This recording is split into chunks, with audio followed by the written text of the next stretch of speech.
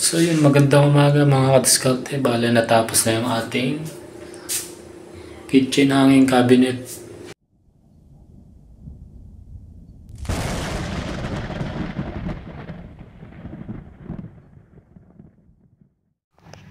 Yun, ito na mga kadiskarte yung ginawa naming plywood na hanging cabinet. Bale, ang kapal niyan ay 3/4. Yan. Bale, marine plywood ang ginamit namin.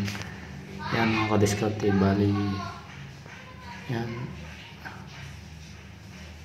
Bale, 4 na pinto sana ito mga kadiskarte. Bale, yung dalawang nasa gitna ay puputulin ko para maging slide up, yung lift up na window.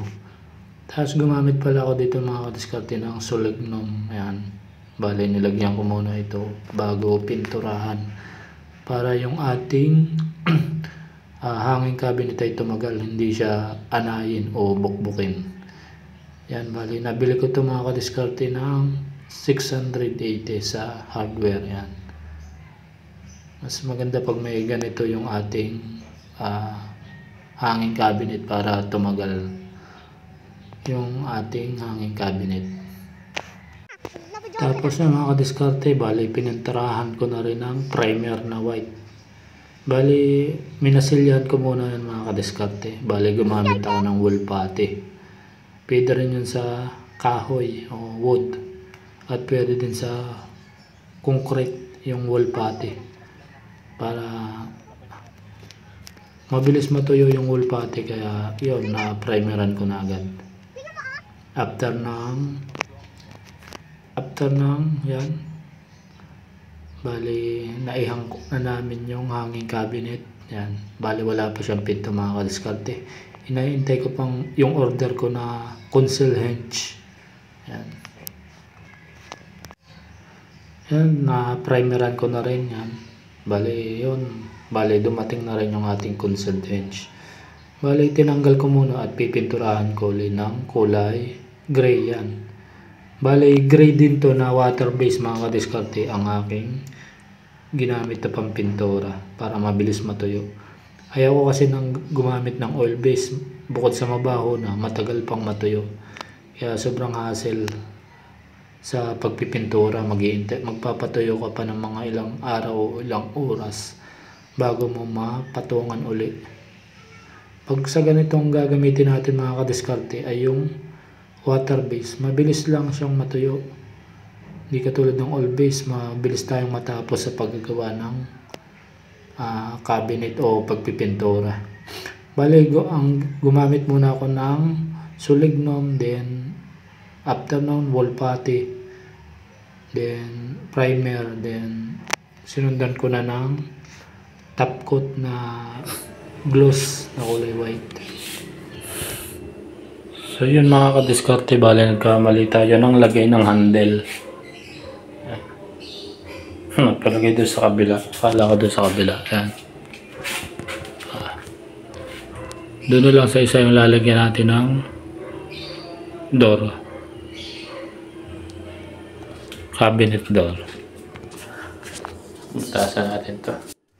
Bumili pala ako mga kadiskarte ng handle. Yung kahoy lang mga kadiskarte. Bali, binili ko lang ito doon sa Century sa Tanawan, Batangas. Yan. Bali, nakita ko yung medyo mura lang siya. 9 pesos lang ang isa nung handle na to. Bali, kahoy siya na meron siyang tornilyo. Yan. Yan, gantong kulay mga kadiskarte. Bali, maling kulay yung isa kong nakuha. Medyo dark siya, dark brown. Ay yung ibang bukod tangi lang yung isa na dark brown. Napasama na gawa yung iba kasi ay light brown.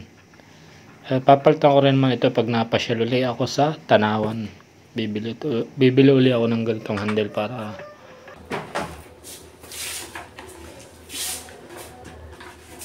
i-install na natin mga kadiskarte itong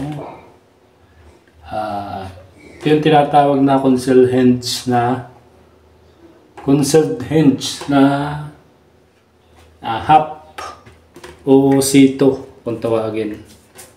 Bali, tatlong klase ang concealed hinge. May C1, C2 at C3. Bali, dalawang klase yung ginamit natin dito sa ating kitchen cabinet. Bali, ang ginamit natin ay yung C2 at C3. Yung C2 ay yung half at yung C3 ay yung inset. Bali, sa loob siya ang one. Ganito yung inset. Ito naman, gawa nakahap dito, kaya yan. Yung kalahati nito doon sa kalahati ng 3/4, kaya nakahap half conceal hinge ang ginamit natin or C2. So yan mga kadiskarte, bali kakabit ko na hindi ko na ipakita yung pagkakabit. Simple lang ito mga kadiskarte. Madali lang ikabit yan.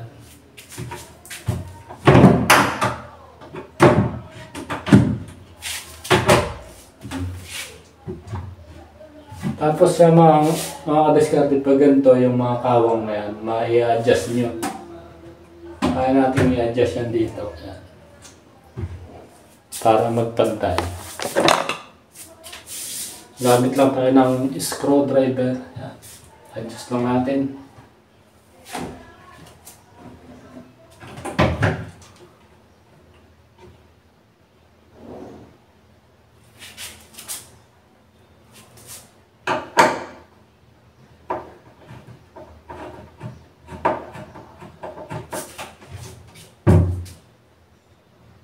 Sobra naman. Adjust naman natin ako naman.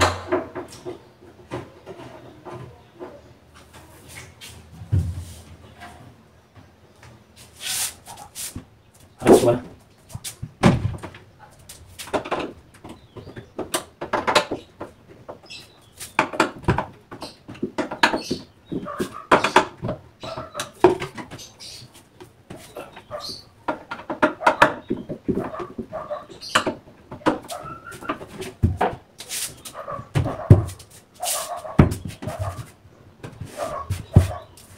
Ito.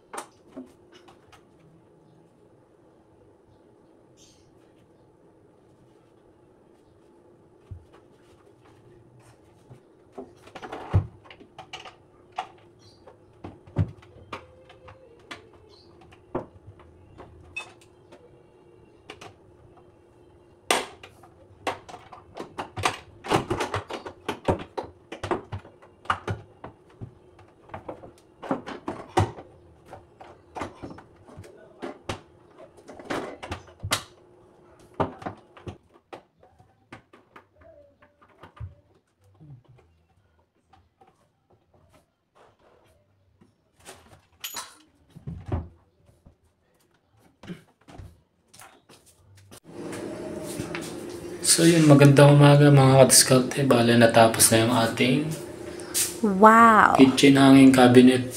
Yan. Nalagay na natin yung pinto. Medyo pa-repair pa kami ng ganito.